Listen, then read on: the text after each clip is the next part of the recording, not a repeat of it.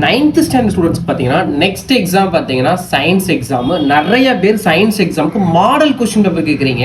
வித்தியாசமாக இருந்துச்சு எங்களுக்கே நிறைய ஸ்டூடெண்ட்ஸ் பார்த்தீங்கன்னா சயின்ஸ் எக்ஸாமுக்கு மாடல் கொஸ்டின் பேப்பர் சென்ட் பண்ணுங்கன்னு சொல்லி நிறைய பேர் மெசேஜ் பண்ணிட்டு இருக்கீங்க. உங்களுக்கான சயின்ஸுக்கான இம்பார்ட்டன்ட் மாடல் கொஸ்டின் பேப்பர் தான் இப்போ நீங்கள் பார்த்துட்டு இருக்கீங்க.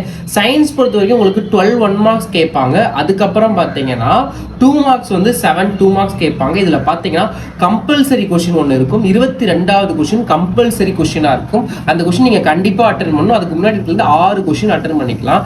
இந்த கொஸ்டின் பேப்பர்ல இருக்கிற கொஸ்டின்ஸை கூட படிச்சாலே போதுமானதுதான். அதுக்கப்புறம் பாத்தீங்கன்னா நீங்க ஒரு 7 4 மார்க் கொஸ்டினும் அட்டன் பண்ணணும். ஓகேவா? அந்த 7 4 மார்க் கொஸ்டின்லுமே 32வது கொஸ்டின் பார்த்தீங்கன்னா கம்பல்சரி கொஸ்டினா இருக்கும். அதுக்கு மேல 2 மார்க் 4 மார்க்கை சேர்த்து தான் 7 மார்க் கொஸ்டினாவே கேட்பாங்க.